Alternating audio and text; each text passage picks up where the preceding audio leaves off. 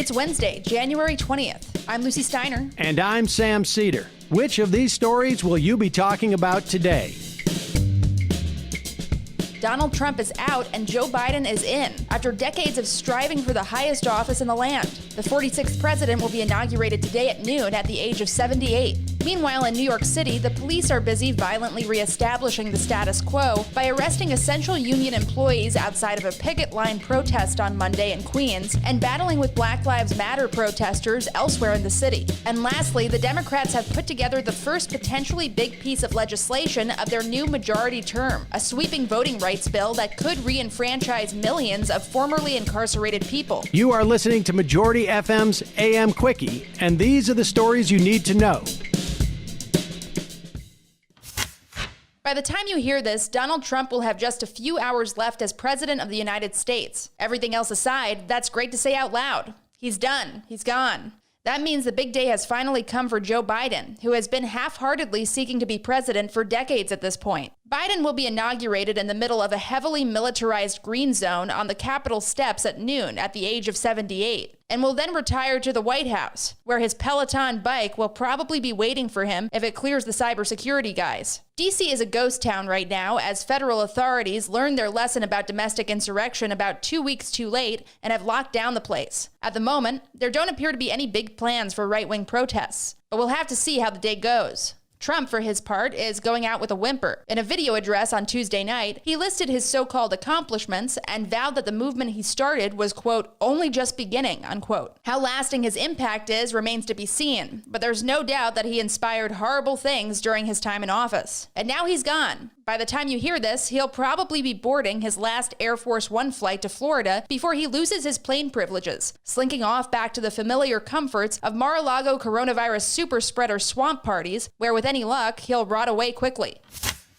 In New York City, however, it's business as usual. And by that we mean the cops are beating up essential workers and cracking down on protesters. This is the status quo and a sure sign of what we have to look forward to for the next 4 years. On Monday night, for instance, the NYPD arrested several peaceful striking workers at the Hunts Point Terminal produce market in New York City. The workers there were demanding a small raise of $1 per hour, with an extra 60 cents thrown in for healthcare benefits. Their bosses have offered them 32 cents. For some context, these workers are the backbone of the largest produce market in the country, many of whom make just $40,000 a year despite union pay minimums, which is far from sufficient to support a family in New York. The NYPD responded, and early on Tuesday morning, the union representing the striking workers posted video of cops rushing the picket line and making arrests as strikers chanted, "Hands up, don't shoot." This may be shocking, but it's not really outside of the norm. Also on Monday night, the NYPD cracked down on Martin Luther King Jr. Day protests at City Hall Park, attacking protesters with batons and making violent arrests. The cops aren't going to change their behavior unless they're forced to, and despite the change upcoming in Washington, it looks like the rest of the country is going to go on just like it was. Hey, Majority.fm's AM Quickie is fueled by JustCoffee.coop. Just Coffee is a worker-owned coffee roaster based in Madison, Wisconsin that has sponsored the Majority Report for nearly a decade. Check out their collection of fair trade roasts, including our own Majority Report blend. And regardless of what you order, receive 10% off of your order when you use the code MAJORITY at checkout. All shipping, of course, is free. That's coupon code MAJORITY at justcoffee.coop.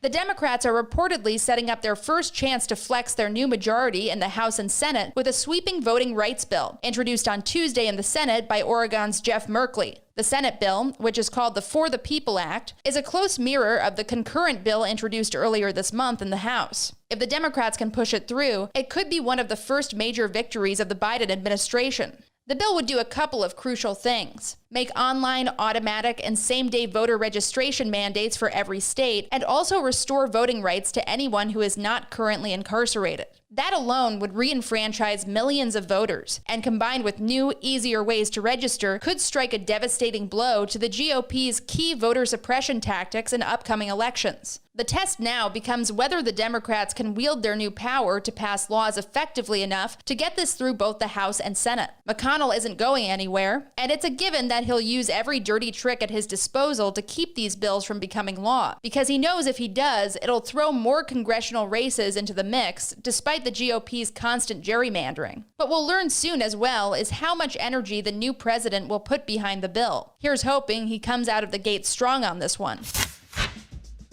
And now for some quicker quickies. Quicker Quickie. Speaking of the Senate and passing bills, remember yesterday's story about current Majority Leader Schumer already kowtowing to former Majority Leader McConnell? It just got worse. McConnell is reportedly pressing to get a guarantee that Democrats won't end the filibuster and the two parties' agreement for how the split Senate will work. The United States passed 400,000 coronavirus deaths on Tuesday, the last full day of Trump's disastrous term. He previously claimed that he'd have done a good job if he kept deaths to 100 or 200,000. Those tragic numbers speak for themselves. Senator Josh Hawley, last seen egging on the riot that stormed the Capitol building on January 6th, used his time today to delay confirmation of Joe Biden's pick for the Department of Homeland Security. To be fair, the DHS probably shouldn't exist in the first place, but it's good to know which side Hawley is still on, the one that's actively seeking a coup. And finally, Trump released his final list of pardons and grants of clemency on Tuesday. The list is mostly a good lineup of cases that have been pushed by criminal justice advocates for years, perhaps in an attempt to give the big guy a little goodwill as he exits office. True to form, though, Trump reportedly had to be talked out of handing out pardons to his own kids and Republican lawmakers on his last day in office. Quicker Quickie.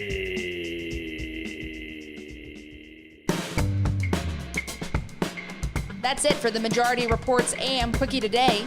Sam will be with you later.